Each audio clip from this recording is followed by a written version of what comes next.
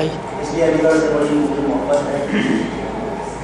UP में मुझे खास तौर से उन जगहों पर रहने को पोस्टिंग मिली जैसे आजमगढ़, गोरखपुर, सिद्धार्थनगर, बस्ती किसी लायक समझा गया।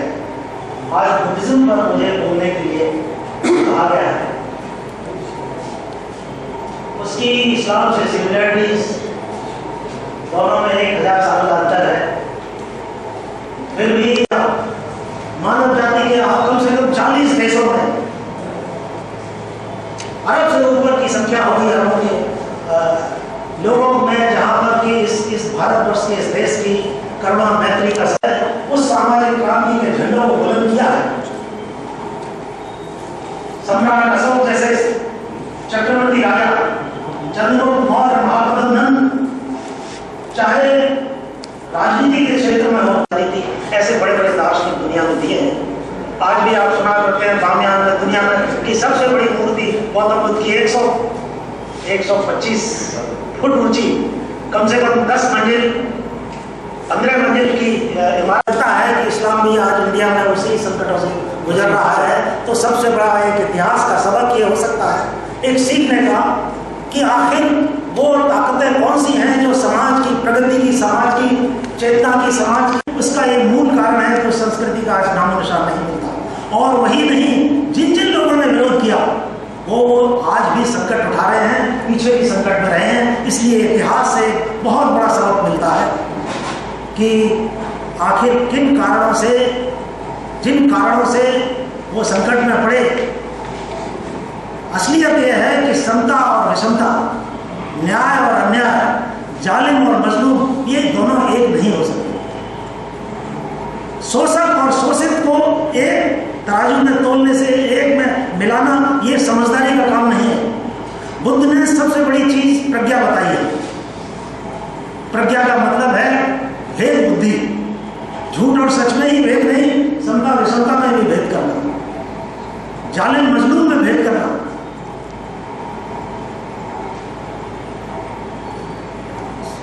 हम श्रमण संस्कृति में एक और भी विशेषता आपको मिलेगी, जन भाषा का इस्तेमाल किया गया है। जैसे इस्लाम में अरब भाषा जन भाषा थी, बुद्ध ने भी पाली का इस्तेमाल किया है।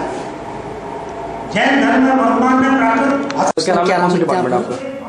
मेरा मैं Mufti Zahid, chairman department of Sunni theology, Aligarh Muslim University Aligarh. आज हम लोगों ने यहाँ पर एक प्रोग्राम रखा है, similarities between Islam and Buddhism. Islam और बुद्धिज़्म के दरमियान यकसानियत क्या है, इस एतबार से हमने प्रोग्राम रखा है। और हम ये तमाम मजहबों पर रखते रहते हैं, क्योंकि हमारे अलीगढ़ मुस्लिम यूनिवर्सिटी के अंदर 7 धर्म पढ़ाए जाते हैं। इस्लाम के अलावा यहाँ पर जो थोड़ा डिटेल में पढ़ाया जाता है, ईसाइयत पढ़ाई जाती है, यहूदियत पढ़ाई जाती है, बुद्धिज़्म पढ़ाया जाता है, जैनिज़्म पढ़ाया जाता है, हिंदुज़्म पढ़ाया जाता है और सिखिज़्म पढ़ाया जाता है। हम इसके अलावा ज़ोरोस्ट्रियनिज़्म, यानी जिसको पारसी मज़हब कहते हैं, उसको भी कोशिश कर रहे हैं।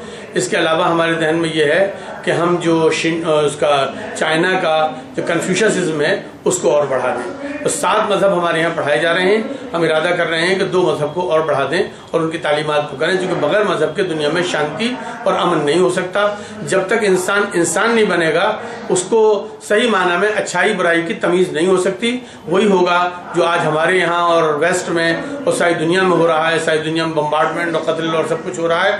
पूरी दुनिया में अमन के लिए एक ही रास्ता है और वो है मज़हब की तरफ लौटना। और हम ये समझते हैं कि इस्लाम अमन की तरफ बुलाता है, ईमान अमन से बना है और इस्लाम सलामती से बना है।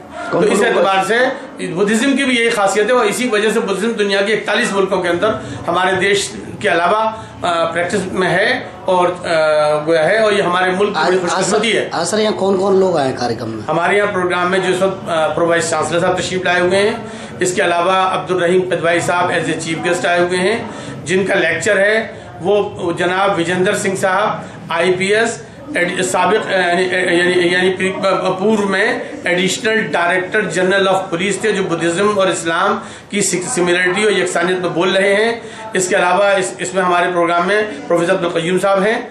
इसके अलावा हमारे यहाँ जो महिबुल हक साहब हैं, महिबुल्ला साहब हैं। इसके अलावा हमारे जो इस वक्त डीन रहे हैं पहले, जो फरमान हुसैन साहब और अली मोहम्मद नकवी साहब डीन जो रहे हैं थियोलॉजी के, वो दोनों स्टेज पर बैठे हुए हैं।